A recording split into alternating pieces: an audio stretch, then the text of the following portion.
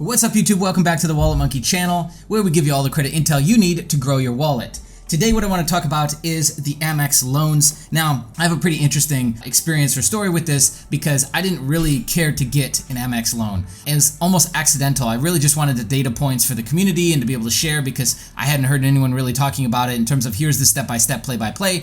I wanted to be able to provide that. I screenshotted all the pop-ups, blah, blah, blah. And then before I knew it, I was approved because it was a pop-up that was triggering in my account. It would have showed me the same thing if I was inside the app. So I was already pre-approved.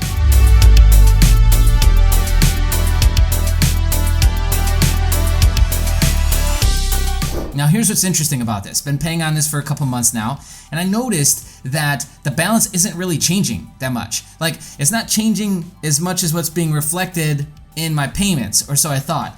And then today, in the community, I see somebody that was commenting and they said, yeah, I just got off the phone with Amex, and what they said was that even though I got locked in at 17%, it's the annual percentage, or the annual APY, right? The 17% APY plus a monthly interest.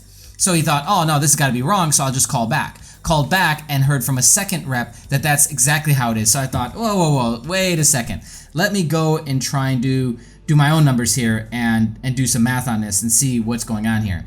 And I can confirm that there is an additional $20 or so on my interest charge with even my current balance. So as I've shared with you guys before, I got a $10,000 loan, personal loan. 17% I think is 17 something is what I got it at. Let's just do some quick math here. Is I got 9162.76 and we times that by 17%, let's call it. And so that's 1557. So that should be a monthly payment of $155, and mine is $175. And we're thereabouts, we're roughly, right? So there's like $20 unaccounted for that must be this monthly APY that's stacked on top. Now, I don't remember reading that in the terms. I'm sure it's there though, because it has to be legally. So it's there deep down inside.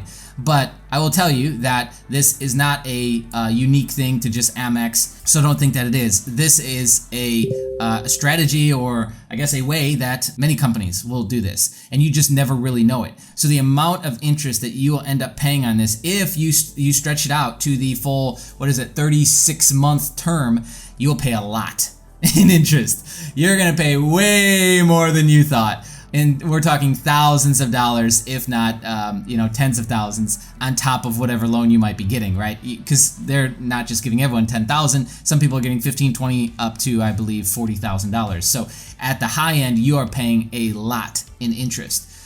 So you have to determine if that's even worth it for you, right? It's because it's not just the 17%. So then what makes more sense is for you to go and grab, because even if you had a higher interest card but could pay off this balance and get rid of this loan, which the whole point to get a personal loan a lot of times is to take it and pay down high interest credit cards. But now what happens if the loan becomes high interest? Well, then you have to fish through cards and use cards now to pay down, if you can, the personal loan. That's not why we get these. The whole point of these is to make a play on paying off high interest credit cards so that we can go back, get lower interest rates, we can get credit limit increases, etc. So this is not a good loan to get. I would suggest not getting this loan. If I had to go back and do this again, regardless of the data points, I would not get it. And my plan is to be immediately paying this off within the next, I'd say probably 30 days. I'll be getting rid of this. So there you have it. My kind of journey through the American Express personal loan. If you've got experience with this, or you've been paying on this, you've been using this as well, I'd love to hear from you in the comments below.